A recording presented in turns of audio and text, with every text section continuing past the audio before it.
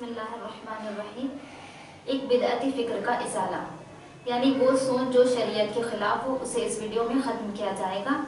بد مذہب اور گمراہ فرقوں میں سے ایک فرقہ اہل حدیث کا ہے۔ اس فرقے کے باطل عقائد و نظریات کو علماء اہل سنت کی کتابوں میں مذکور ہیں۔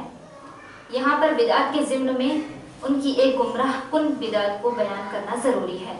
اہل حدیث کے علماء دینی تعلیم سے ناواقف یا کم پڑھے لکھے لوگوں کے دماغ میں ایک خیال یہ جما دیتے ہیں کہ جب تک کوئی بات صحیح حدیث سے ثابت نہ ہو اس کو ماننا درست نہیں۔ اس کے ساتھ ایک دوسری بات دماغ میں یہ جما دیتے ہیں کہ بخاری و مسلم شریف کی سب حدیثیں صحیح ہے، بلکہ بعض تو صرف بخاری ہی کا قول کرتے ہیں اور کہتے ہیں حدیث کی دوسری کتابوں میں بعض حدیثیں صحیح ہیں اور بعض ضعیف۔ پھر عام لوگوں سے یہ کہتے ہیں کہ بخاری و مسلم کے سوا دوسری کتابوں کی کون سی حدیث صحیح ہے کون سی ضعیف تم چھان بین کر کے معلوم نہیں کر سکتے، اسی لیے تم کسی بھی چیز کے ثبوت کے لیے بخاری شریف کی حدیث کا مطالبہ کرو۔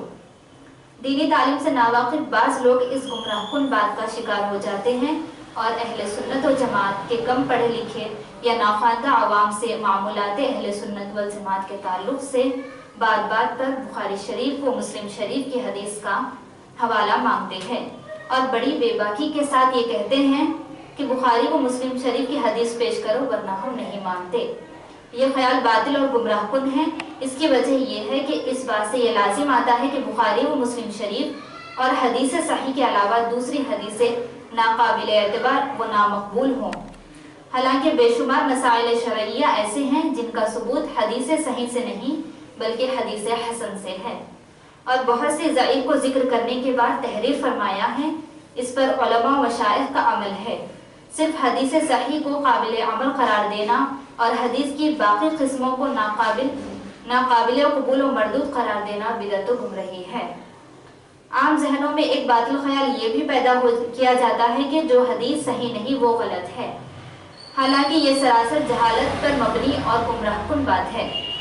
عام بول چال میں لفظ صحیح غلط کے مقابلے میں بولا جا سکتا ہے، لیکن محدثین کی اصطلاح میں صحیح غلط کے مقابلے میں نہیں بولا جاتا، بلکہ لفظ صحیح محدثین کی ایک خاص اصطلاح ہے۔ سند کے اعتبار سے جو حدیث اعلیٰ درجے کی ہوتی ہے اسے وہ صحیح کہتے ہیں۔ جس حدیث کو کوئی محدث صحیح کہتا ہے تو اس کا مطلب یہ نہیں کہ اس کے بالمقابل جو حدیث ہے وہ صحیح نہیں، یا اگر یہ کہتا ہے کہ فلاں حدیث صحیح نہیں تو اس محدث کے کہنے کا مطلب یہ ہوتا ہے کہ سند مذکور کے ساتھ حدیث مذکور صحیح نہیں بلکہ احادیث کی دیگر اقسام میں سے کوئی اور قسم ہے، مثلا وہ حسن لذاتی ہی ہے یا حسن لغیرہ ہی ہے یا غریب ہیں۔ انہیں اس بات سے بھی انکار نہیں ہوتا کہ حدیث مذکور دوسری سند سے صحیح ہو۔ بات بات پر بخاری و مسلم کا حوالہ مانگنے والوں کو یہ معلوم ہونا چاہیے کہ خود امام بخاری و مسلم کہیں یہ نہیں فرمائے ہیں کہ کسی چیز کے ثبوت کے لیے صرف بخاری یا مسلم ہی کا حوالہ پیش کرنا ضروری ہے، اور کہیں یہ بھی نہیں فرمایا کہ صرف حدیث صحیح ہی قابل قبول ہے اور حدیث کی باقی قسمیں ناقابل قبول ہیں، بلکہ کسی بھی محدث نے یہ نہیں لکھا کہ احادیث پر عمل کے معاملے میں صرف انہی کی تحقیق مانی جائے گی، اور انہوں نے جس حدیث کو صحیح لکھا ہے وہ ہر محدث کے نزدیک صحیح ہے، یا یہ کہ ہر حدیث سے صحیح پر عمل کرنا ضروری ہے۔ لہٰذا بات بات پر بخاری مسلم کا حوالہ مانگنا اور صرف حدیث صحیح کو ہی قابل قبول قرار دینا اپنی طرف سے شریعت میں ایک من گھڑت ضابطہ بنانا ہے جو سراسر بدعت ضلالت ہے۔ لیکن خود کو اہل حدیث کہنے والا ایک جاہل آدمی بھی بات بات پر سیاستہ کی رٹ لگاتا ہے اور خود کو مجتہد سمجھتا ہے۔ نتیجہ یہ ہوتا ہے کہ خود گمراہ ہوتا ہے اور دوسروں کو بھی گمراہ کرتا ہے۔ حق یہ ہے کہ بعض احادیث صحیحہ پر عمل نہیں ہوتا کیونکہ سند کے لحاظ سے بعض حدیث صحیح ہوئے لیکن اس کے منسوخ ہونے کی وجہ سے وہ ناقابل عمل ہوتی ہے، یا وہ حضور نبی اکرم صلی اللہ علیہ وسلم کے عمل کے ساتھ خاص ہوتی ہے، یا وہ معول ہوتی ہے۔ مثال کے طور پر بخاری شریف میں ایک حدیث ہے، حضور نبی اکرم صلی اللہ علیہ وسلم اپنی نواسی امامہ بنت زینب کو اپنے کاندھے پر بٹھا کر سجدہ کرتے تھے۔ یہ حدیث سند کے لحاظ سے صحیح ہے لیکن یہ عمل نبی پاک صلی اللہ علیہ وسلم کے ساتھ خاص تھا۔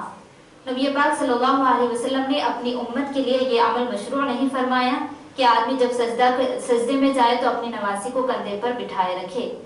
اس کے برعکس بعض احادیث ضعیفہ پر عمل کیا جاتا ہے۔ مثال کے طور پر ایک حدیث شریف ہے کہ عاشوراء کے دن جو مسلمان اپنے اہل و عیال پر زیادہ خرچ کرے گا، سال بھر اللہ تعالیٰ اس کے رزق میں وسعت و کشادگی عطا فرمائے گا۔